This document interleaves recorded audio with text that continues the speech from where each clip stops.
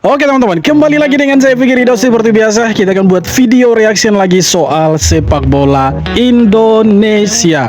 So, seperti apa videonya? Tanpa berlama-lama dan tanpa berbasa-basi, mari kita simak sama-sama. Let's go.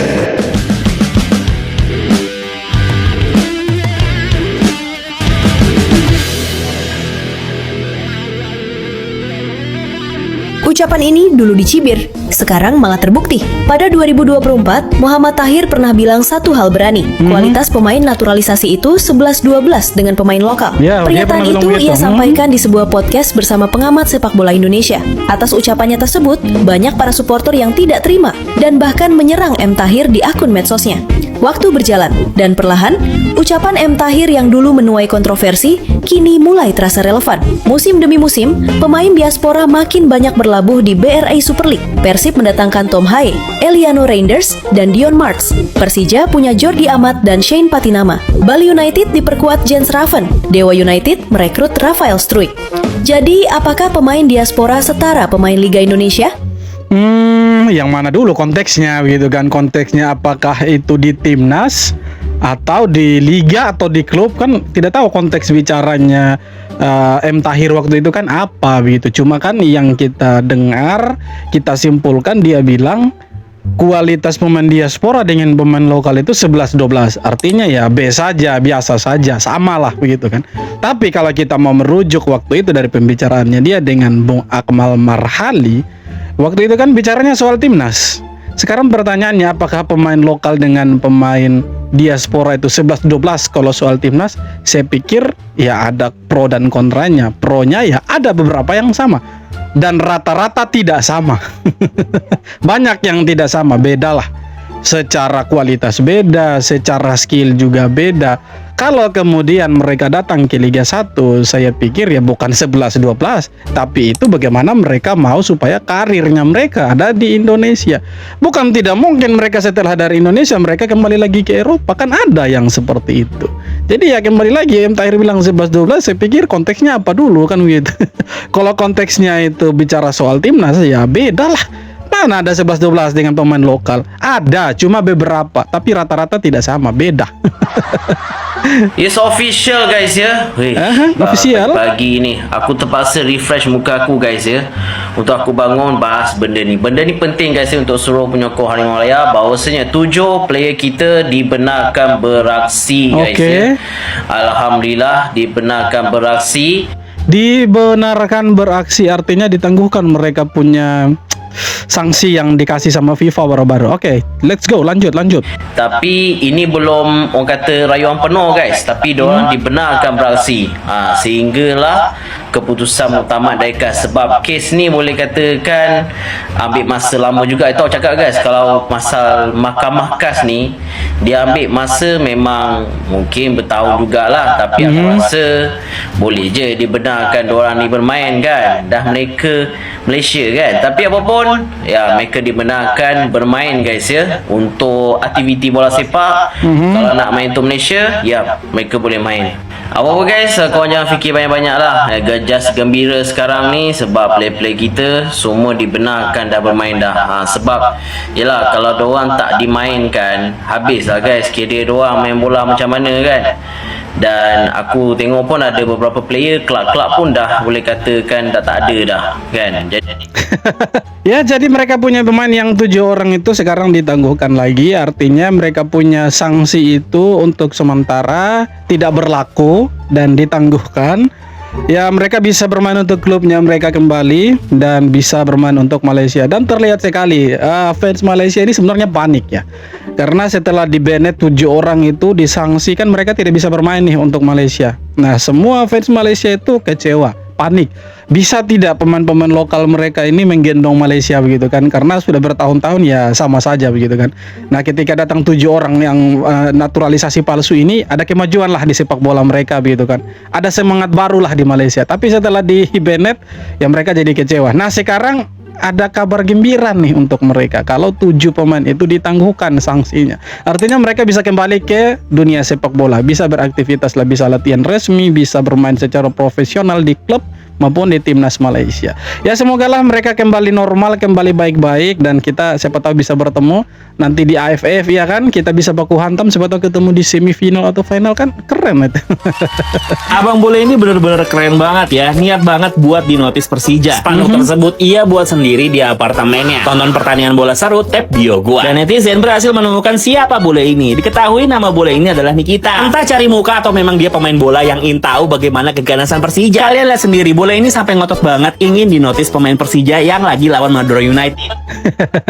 Kalau dilihat dari internet, dari yang kita lihat, itu memang dia pemain sepak bola, entah dia profesional atau non profesional, tapi dia tanpa klub. Makanya dia ngebet sekali, pingin sekali mau di trial sama Persija gitu ya. Itulah hebatnya klub-klub Indonesia gitu. Ada bule yang datang tertarik bermain untuk klub-klub di Indonesia karena punya magis tersendiri. Beda dengan di Malaysia, ya tiba-tiba naturalisasi palsu dimainkan di klubnya mereka. GDT, oi pakai pemain naturalisasi palsu.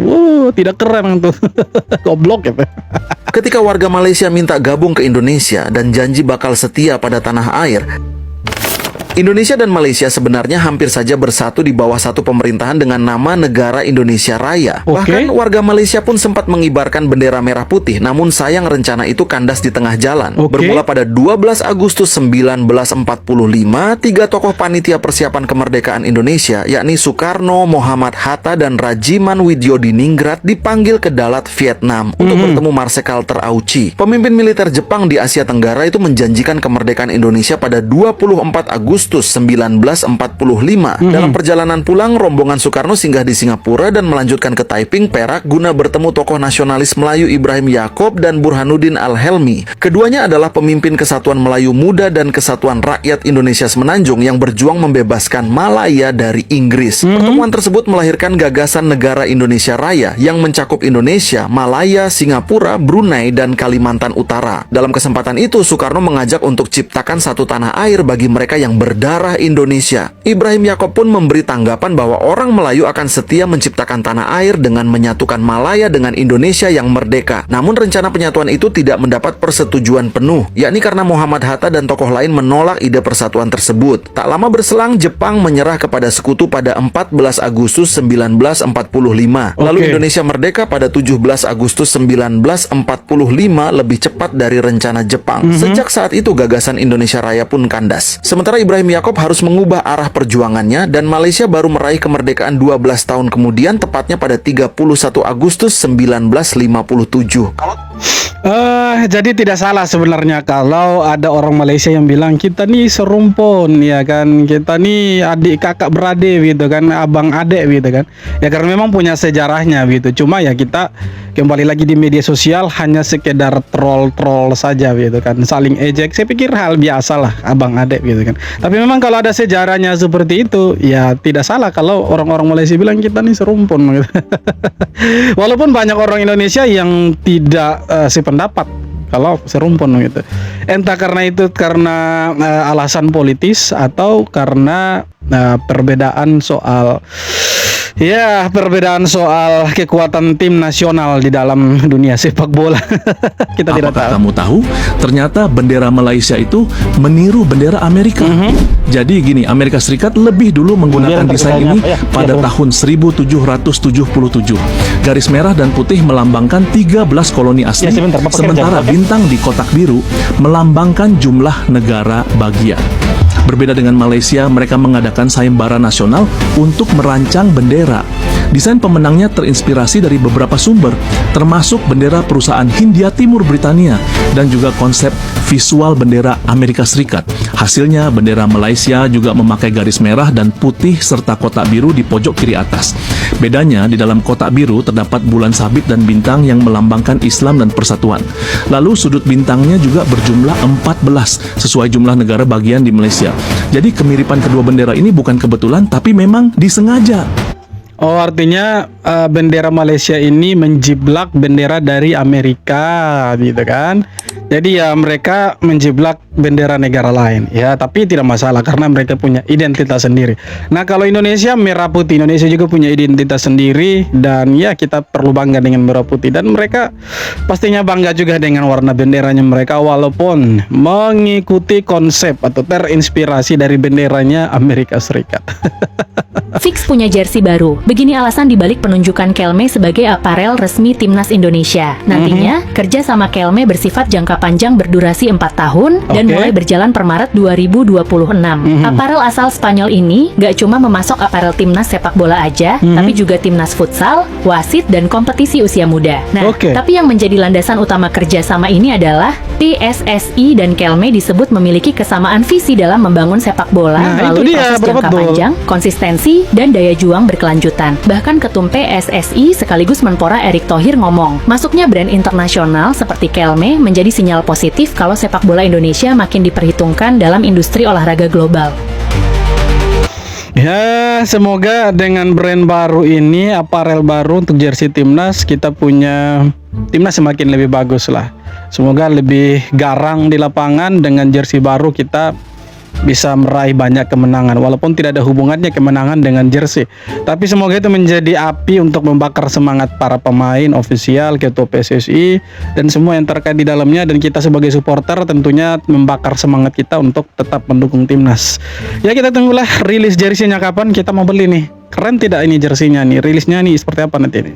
Semoga lah keren lah seperti Erspo ya kan. Pilih pakai stadion kecil di AFF, begini siasat Timnas Singapura hadapi Indonesia. The Lions memilih berkandang di Stadion Jalan Besar dengan kapasitas 6.000 penonton, bukan stadion nasional yang berkapasitas 55.000. Selain karena stadion nasional dipakai untuk peringatan Hari Kemerdekaan Singapura pada 9 Agustus nanti, tapi ada hal lain di belakangnya. Tribun yang dekat dengan lapangan diyakini bisa menciptakan tekanan besar, sekaligus tes mental buat Indonesia yang turun dengan mayoritas pemain lokal. Situasi ini jelas jadi alarm bahaya buat anak asuh John Hartman. Apalagi pertandingan ini berpotensi menentukan tiket semifinal, dengan asumsi Vietnam melaju mulus sebagai unggulan grup. Wah, kira-kira Indonesia bisa nyuri poin di kandang Singapura nggak nih, Des? Tentunya bisa. Kita punya sejarah dengan Singapura, kita ya cukup bagus lah, ya kan. Kita cukup ya dominasi Singapura lah untuk sepak bola. Jadi ya bisalah kita menang nantinya kan. Kan percuma kita sudah ganti pelatih masa tidak menang, ini harusnya menang nih. Pilih pakai stadion. Kayaknya pelatih Korea suka bikin kalah negaranya sendiri. Vietnam U13 resmi finish di peringkat ketiga Piala Asia U23 2026. Mereka ngalahin Korea Selatan lewat adu penalti dengan skor 7-6.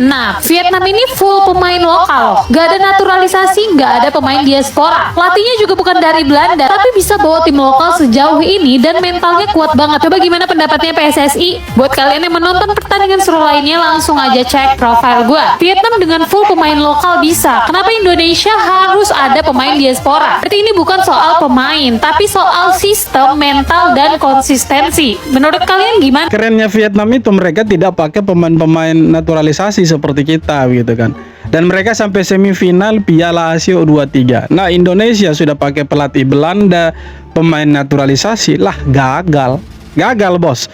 Ya, semoga ini bisa ditiru sama PSSI, melihat bagaimana sih Vietnam ini kan keren, mereka tanpa naturalisasi, pelatihnya pun bukan dari Eropa, tiba-tiba semifinal. Woi, keren ya sih. Ya kita pernah lolos sampai semifinal dengan Sintayong gitu. Artinya walaupun kita barusan tidak lolos edisi terakhir kemarin, tetapi edisi tahun 2024 itu kan kita sampai semifinal. Keren juga sih. Tapi semoga ini bisa dilihat bahwa tanpa pemain naturalisasi Vietnam itu sampai ke semifinal. Semogalah kita juga ke depannya tanpa pemain-pemain keturunan, dengan pemain lokal saja kita bisa punya prestasi seperti Vietnam lah. Wajar kalau mereka sombong sekarang karena memang mereka lebih bagus sih untuk sepak bolanya daripada Indonesia gitu, khususnya di kelompok umur.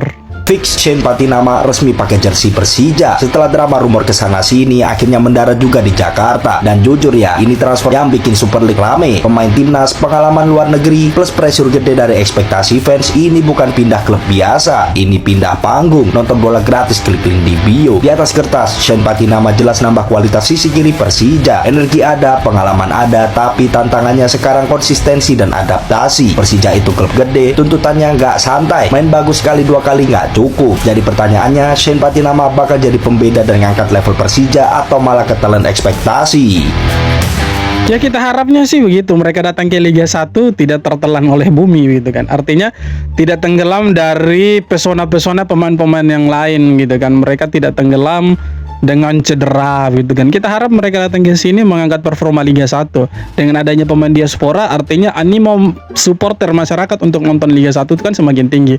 Kenapa sih mau nonton Liga 1? Ya karena ada pemain-pemain diaspora kita yang levelnya tuh level timnas gitu kan. Ya mereka bisa mengangkat performa Liga kita juga, artinya banyak yang mau nonton.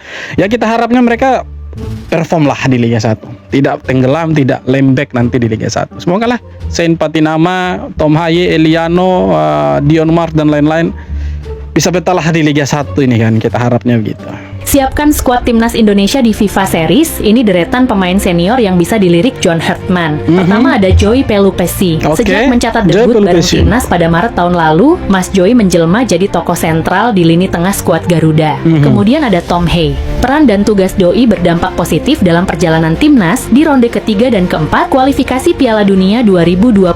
Meski udah 30 tahun, tapi magis Prof Haye sepertinya masih dibutuhkan timnas saat ini. Lalu ada Ezra Walian. Musim ini Doi telah memainkan 15 laga dan mencetak 5 gol plus 7 assist buat Persik Kediri. Berikutnya adalah Jordi Amat. Setelah hijrah ke Persija di awal musim ini, Prince Jordi langsung jadi andalan Macan Kemayoran dengan berduet bareng Rizky Ridho. Terakhir adalah Stefano Lillipali. Gelandang Dewa United ini terlihat masih eksis, di mana Doi telah mendulang 2 gol plus 3 assist dari 17 laga di musim ini. Nah, kalau menurut kalian, siapa nih yang masih layak dipanggil timnas buat FIFA Series nanti? Bisa dikolaborasikan antara pemain-pemain senior dengan pemain-pemain lokal yang ya masih junior lah. Bisa di-mix mereka, dicampur, dikolaborasikan. Ya siapa tahu nanti menghasilkan satu tim yang solid dan kita bisa juara Piala AFF. Itu kan keren sekali tuh. Wah luar biasa sekali. Tapi kan semua ini sekarang begini bro, tergantung dari keputusannya John Hartman. Apakah dia mau pakai pemain-pemain senior ini atau fokusnya itu ke pemain-pemain yang kategori usianya itu masih muda.